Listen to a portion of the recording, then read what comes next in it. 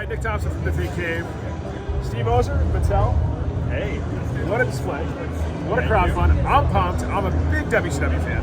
Right. I just hope it means 50 more figures from the WCW line. We'll see when that comes along. How's it going so far? Are you guys happy with the numbers? I mean, so far it's outpacing the new generation arena, so that's a positive sign, right? And we do have a deadline coming up next Friday, 4/7, for the Hulk Hogan early backer bonus figure. So I would expect a boost sometime around next Friday as well. So we'll see what happens. I mean, if everyone wants that Hogan figure, time's a ticking. Let's unlock it. I did it right away, guys. I did it like 20 minutes in, so I want to see everybody else. Come on, let's go. Because obviously these are crowd-funded items, so that means when we show them to you for the first time, everything is like super early, work in progress.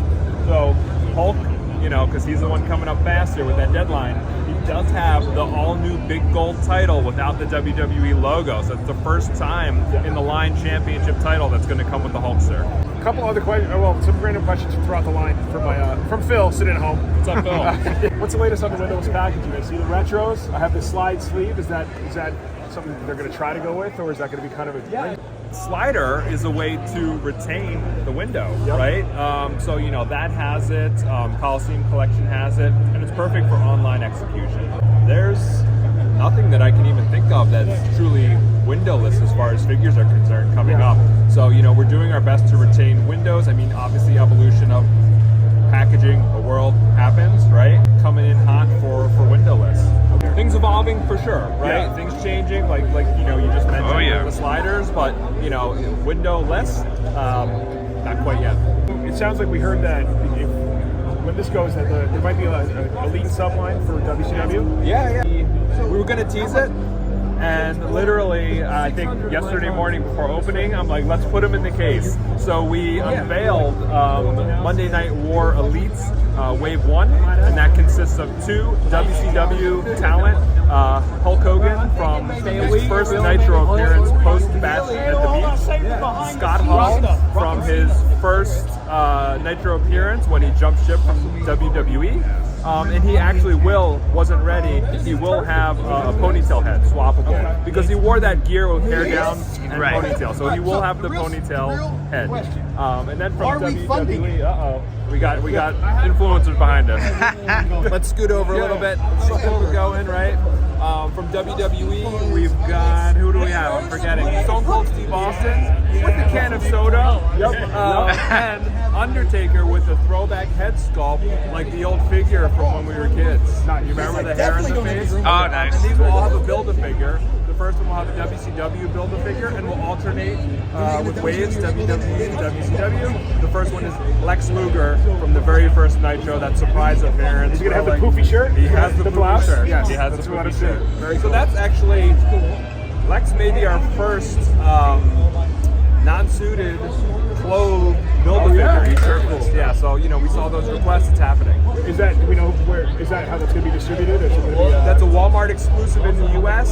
Still TBD internationally. I do want to clarify. Every time we say Walmart exclusive when we announce something, that doesn't mean it's excluded from anywhere else. Because sometimes we see these things. We see Amazon internationally carrying the Target Bret Hart, right? So internationally, things can vary. It just depends on those markets, right, and how they decide to support or not. So TBD is still an international for the Monday Night War line, and I'll try to get clarification as soon as I can for you guys. Very cool. So that's gonna take over for the Ruthless Aggression. Right, and obviously there were Ruthless Ultimates as well, which we announced recently. So it's going to be short-lived, but going out with a bang with RVD and Brock. I like the quick hits. I think people like that stuff where it's like, if you want to be complete on it, you can do it. Right. But we hope it's not quick hits for Monday Night War Ultimates, right? No, you can go as long as you want. It's going to launch at the same time. We'll probably announce those closer to Comic-Con. But I mean, I think between Elites and Ultimates, you're going to get, all these superstars that you were asking for when the stage was announced. Any more crossovers? We had Ghostbusters, we had Master Universe, we have something else coming down the line. Yes. We're actually always working on concepts like that because of the complexities with dual licenses or multiple licenses. Sometimes they don't come to fruition, but we're working on 2 of them right now. Will both of them happen? I don't know, but we're hopeful. The Hollywood Elites. Yes. The second set. Yes. Do you think we'll ever see those? Yes. Yes? Yes and yes. I'm a little mad because mine are super valuable right now. I chase them down, but All right, so they won't be branded Hollywood Elites anymore. Okay. I'm going to fit them into the greatest hits line. awesome. So you'll get those figures. Yep. Great. I know people want those. Like people caught on late on those. Or as many as we can. Yes, as many as we people can. are Yeah. for those.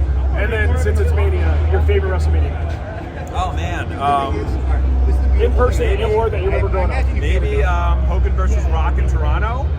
It was just like two eras colliding, and the crowd was just something like I've never experienced before or since, and I don't think we can again. A whole generation's hero versus the next generation's was coming hero, from the crowd. It was so and a homecoming with the Hulkster on top of it. It was unbelievable. Like I just couldn't believe the feeling of being there live for that. So yeah, I think. Oh, you were there for that? Oh, he was there. The emotion of it can't be topped. All right, that was my question. Your favorite one live, but all right, favorite one as a kid growing up. Last question. Maybe Randy Savage and Warrior from WrestleMania 7. Okay. Once again, like the emotion Yeah. of it, the storytelling involved, and the match itself delivered as well. So, really like, what a memorable match, and it's pretty awesome. We're celebrating that with the Ultimate Macho Man and the Warrior that came out earlier this year. I swear, thinking back to that match, that it was 45 minutes long. Like, not like dramatically long, but so much back and forth, up and down. Yes. I look now and it's only like 20 something. I was like, really? Right. I just like, it just takes 45 minutes to put Macho Man down. Like, you just think it's Steve, thank you so much for your time, guys. Big Cave. Tune in to the Rona Pod as well. We got some stuff with them too. Let's do it.